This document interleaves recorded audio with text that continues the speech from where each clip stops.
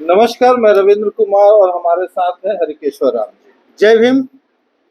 Sir, बात ये है कि भारत में जो चुनाव प्रक्रिया है, इस चुनाव प्रक्रिया के कारण लोकतंत्र कमजोर हो रहा है। इसमें अनेक तरह के ऐब हैं, जिसके कारण अपराधी टाइप के लोग हैं और पूंजीपति जो लोग हैं, उनका वर्चस्व बढ़ते जा रहा है। अभी हाल फिलहाल में जल्द ही चुनाव लोकसभा की घोषणा होने वाली है। ऐसे परिस्थिति में जो चुनाव आयोग है, उनको काफी मजबूती से नियम बनाने होंगे और नियम बनाने के साथ साथ उस नियम को पालन भी करवाना होगा। अगर ऐसा नहीं होता है तो फिर भारत में चुनाव का कोई माने नहीं रह सकता है और लोकतंत्र कमजोर होगा। क्या कहना है आपको सर? देखिए, इस चुनाव प्रणाली में आमूलचूल परिवर्तन की जरूरत है। जी अभी का वर्तमान का जो चुनाव प्रणाली है, जी इसमें क्या है कि जो पैसा वाला रहेगा, जी जो करोड़पति होगा, अरबपति होगा, जी वही चुनाव लड़ने की स्थिति में होगा। जी अब वही चुनाव लड़ता हुआ दिखेगा। जो गरीब लोग होंगे वो तो कहीं लड़ाई में दिखेगा ही नहीं। न दिखेगा तो उसको वोट नहीं पड़ेगा, दिखेगा नहीं। तो इसलिए स्थिति है कि जो जो पैसा, जो राशि जो चुनाव में खर्च करने का मान लीजिए जो दिया गया है, तो दिखाने के लिए तो चुनाव आयोग तो बहुत राशि देता है, कितना राशि से ज्यादा नहीं खर्च करना है, लेकिन वास्तविक में उसे दुगुना तिगुना चौगुना 5 गुना तक खर्च करने वाला होता है। आज जिसके पास नहीं है तो नहीं है, बेचारा साइकिल से घूम रहा है, मोटरसाइकिल से घूम रहा है, कौन सुनने वाला है। तो इसलिए लोकतंत्र पूंजीपतियों के हाथ में एक तरह से कैद होते जा रहा है चुनाव प्रणाली में खामी के कारण। लोकतंत्र कैदियों मान हो रहा है, पूंजीपतियों के कैद में होते जा रहा है।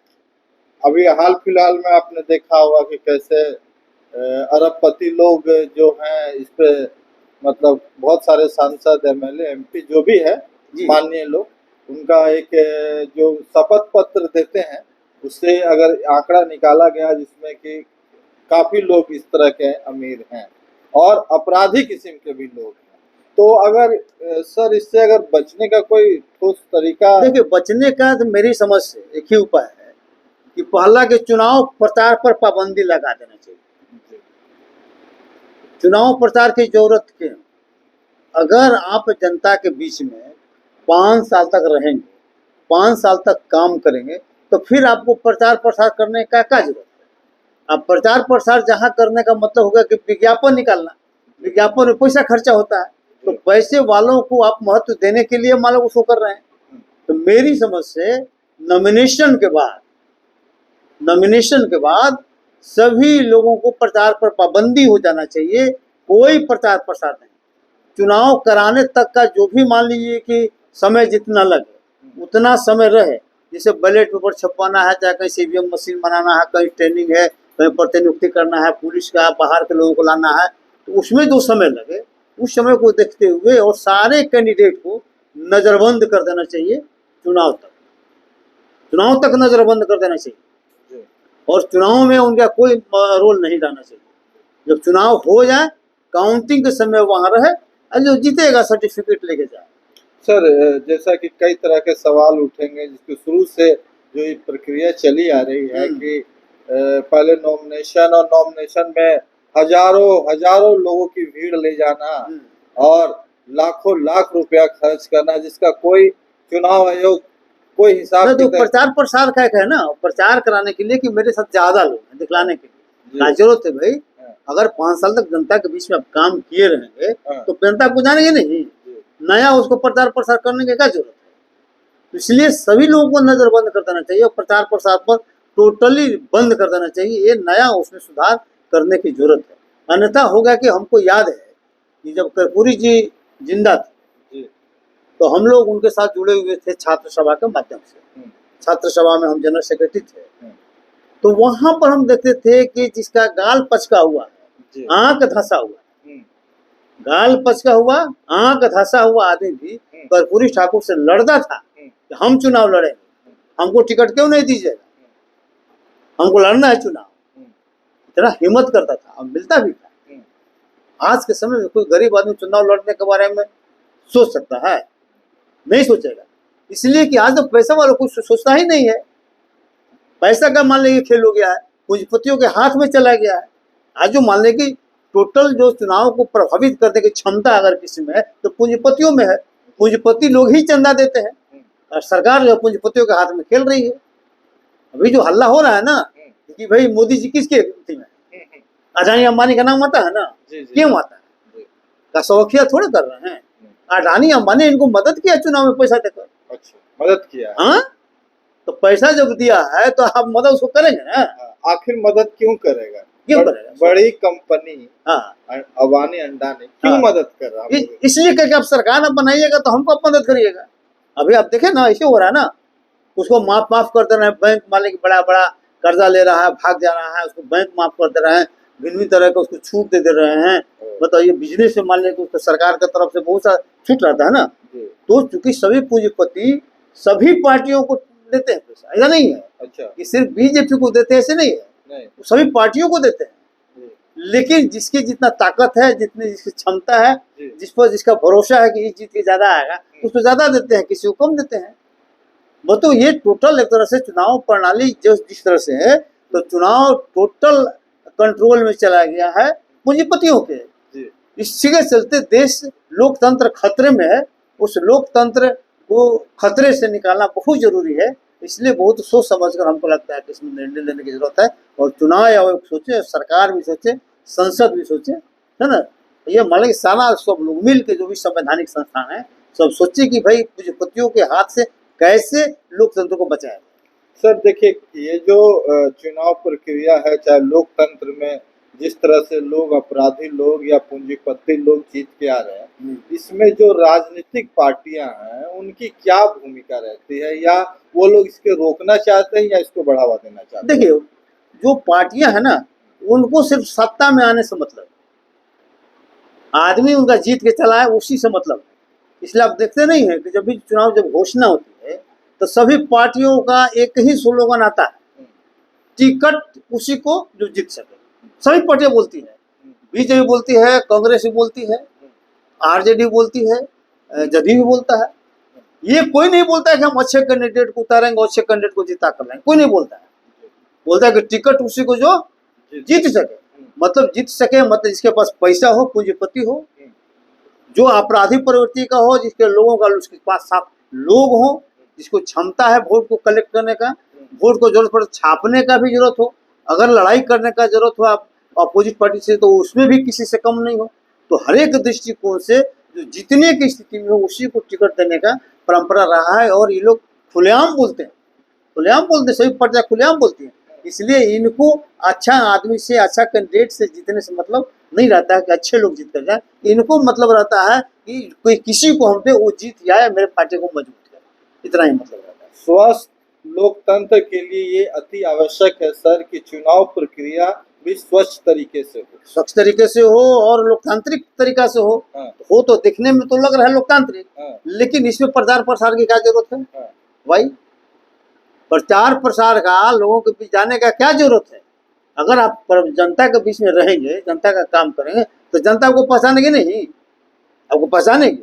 आपको प्रचार करने की जरूरत क्या है? इसका मतलब कि आप काम नहीं किए हैं और पैसा के बल पर जनता के अंदर पहुंचना चाहते हैं आप। ये गड़बड़ चीज है, इसको सुधारने की जरूरत है। तो क्या चुनाव आयोग को एक ठोस निर्णय ले पाएगी इस लोकसभा? लेना चाहिए दबाव। 2024 के सभी 224 में लेगा या नहीं लेगा, क्योंकि एक दिन का बात है नहीं, ये लंबी प्रक्रिया चलता है सुधारात्मक जो है, तो उसमें हम लोगों का पहल होना चाहिए। और हम लोग सोचते हैं कि देखिए, हम लोग किताब छपवाए हैं, लोगों को बता भी रहे हैं, अब भेजेंगे चुनाव आयोग को भी हम लोग भेजेंगे कि इसमें सुधार के। देखिए सर, एक बहुत बड़ा सवाल ये है कि सभी पार्टियां आरक्षण की बात करती है।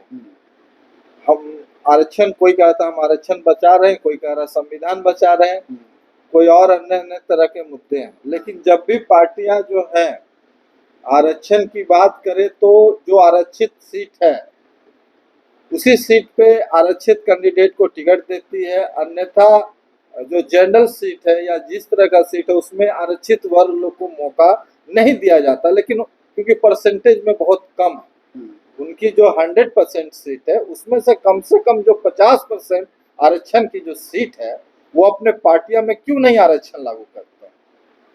क्यों? मतलब किसको आरक्षण लागू करें? मतलब पार्टी में जनरल सीट है, जी जनरल सीट पर आप कह रहे हैं ना। जी, एक पार्टी का 100 सीट, हाँ 100% मान, हाँ, सरकार से 50% आरक्षण है, करना नहीं, चुनाव में कहाँ, राजनीति में कहाँ आरक्षण। आरक्षित सीट है ना। नहीं ना, तो 50% नहीं ना, वो तो सिर्फ SC/ST को ना है, हाँ, SC/ST, दूसरे को तो नहीं ना है। नहीं, तो तो SC/ST को हाँ। क्यों नहीं अपनी पार्टियां में आरक्षित सीट तो करते? वो उस मतलब 100 सीट हम दे रहे हैं तो उसमें से 50 नहीं, सीट। जितना जहाँ से लड़ते हैं हाँ। तो शेड्यूल कास्ट के सीट पर तो शेड्यूल कास्ट को ही लड़ाते हैं ना, जी। दूसरा को थोड़े लड़ाते हैं, नहीं उसी को लड़ाते हैं, जी इसलिए उनका काम खत्म हो गया वहाँ। जी, मतलब वो एक तरह से फॉर्मेलिटी अपना बस बस बस, कोई उसको मेरा मतलब नहीं। कहना सर कि अगर आप सचमुच में SC/ST और OBC माइनॉरिटी के लोग को अगर नहीं हित नहीं, है- आप नहीं करते हैं, अब आप बता रहे, देखिए SC/ST का हाँ। तो रिजर्व है, हाँ। तो वहाँ दे दी, जिसका रिजर्व नहीं है जी तो उसमें देखते हैं जी कि किस जाति का संख्या कहाँ ज्यादा है, जी उस जाति को चुन के वहाँ टिकट देते हैं। जी हालांकि हाँ, अभी भी वर्चस्ववाद के चलते आप BJP में देखिएगा कि सवर्णों को अधिक टिकट मिलता है, जी अति पिछड़ों को कम टिकट मिलेगा, जी। तो ये बैकवर्ड को कम टिकट मिलेगा, हाँ सवर्णों को ज्यादा मिलेगा, हाँ SC/ST में कोई फर्क नहीं पड़ेगा, जी क्योंकि उसको तो सीट रिजर्व आपको हर हाल में देना ही है। जी अब RJD में आइएगा हाँ तो RJD में देखिएगा कि ये यादव को ज्यादा टिकट देंगे, जी अति पिछड़ा को कम टिकट देंगे, जी कम टिकट देंगे, तो वो लोग भी देखते हैं, अपना समीकरण बैठाता है और जो गुजरा था उसके हिसाब से जाति देख कर ही मान ले कि करता है। हाँ। जैसे मेरा सवाल ये था कि अपने पार्टी में क्यों नहीं वो लोग आरक्षण लाते? अपने पार्टी में ही तो देते हैं ना, अपने पार्टी में ही हाँ, सीटों। और दूसरी बात महिलाओं को बहुत कम मौका मिलता है सर। तो महिलाओं को भी अपना जो देखिए जो पॉलिटिकल जो उसमें जुड़ा हुआ रहता है, हाँ तो मेन तो महिलाओं को भी मिलता है, तो उसका हस्बैंड से मान लेके जुड़ा हुआ है, उसका परिवार जुड़ा हुआ है, उसको आसानी से हो अच्छा, जाता है। वैसे ही महिलाओं को टिकट दिया जाता है जिसके हस्बैंड का बैकग्राउंड राजनीतिक हो। निश्चित रूप से अगर मान ले कि अपने नहीं, हाँ। देखिए अपने महिला अगर राजनीति में डायरेक्ट नहीं है हाँ तो स्वाभाविक है कि उसके परिवार का किसी का मान ले कहीं से प्रभावित होकर उसको टिकट मिलेगा, है कि नहीं, लोग देता भी है। अजय बताइए सर, जनता को अब भी क्या करना चाहिए, किस तरह वोटिंग करना चाहिए? देखिए अभी स्पष्ट नहीं है, अभी जो स्थिति बिहार का जो है, खासकर बिहार का, जी देश लेवल पर तो एक मान लिया कि वो इंडिया गठबंधन है हाँ। और एक इंडिया मान लेंगे, हाँ। दो गठबंधन मान लेके हो गया है, हाँ दोनों दावा कर रहे हैं कि हम जीतेंगे। NDA पर ये लोग आरोप लगा रहे हैं, मतलब NDA आरोप इन लोगों पर लगा रहा है कि सभी भ्रष्टाचारी जो है एक जगह हो गए हैं हमको हराने। हम भ्रष्टाचारियों पर हल्ला बोल चुके हैं, इसलिए सभी जितने भ्रष्टाचारी है ना वो सभी मिलकर इंडिया बना ली है या हमको परास्त करने के फिर में लगा हुआ है। और इंडिया के लोगों का कहना है कि संविधान को और देश को, आरक्षण को ये लोग बर्बाद करने पर NDA तुला हुआ है, इसलिए उसको हारना जरूरी है, इसीलिए उनको हराने के लिए हम लोग सब। सर, दो चक्की के बीच में जैसे कि गेहूं पिस जाता है, उस तरह दो पार्टियों के बीच में जनता पिस रही है। जनता महंगाई, बेरोजगारी और तमाम तरह के मुद्दे से परेशान है। जनता का घर गृहस्थी चलाना मुश्किल है, जहां ये पार्टियां वो पार्टियां आपस में नोक झोंक कर रही है। तो क्या जनता को क्या नहीं नोक देखिए, सबसे बड़ा था कि जनता का सवाल कहाँ कोई उठा रहा है। हाँ सत्ता पर आने के लिए दोनों पक्ष मारामारी कर रहा है, जनता का सवाल गौण हो गया है जी भुखमरी की स्थिति मान ले कि गौण हो गया है, जी सामाजिक न्याय का मुद्दा गौण हो गया है, धर्मनिरपेक्षता का मुद्दा गौण हो गया है, ठीक है। उसके बाद मान ले कि बेरोजगारी दूर करने का मुद्दा गौण हो गया है, महंगाई कम करने का मुद्दा गौण हो गया है। तो ये पब्लिक से जुड़ा जो मुद्दा है वो खत्म हो गया है और खाली आरोप प्रत्यारोप करके एक दूसरे को बदनाम करके और वोट हासिल करने का खेल चल रहा है। अब इसमें देखिए कौन बाजी मारता है, आने वाला समय बताएगा, लेकिन अभी समय है बहुत चेंजेस हो रहा है। चलिए, बहुत बहुत धन्यवाद बात करने के लिए। Thank you. जय भीम, जय भारत।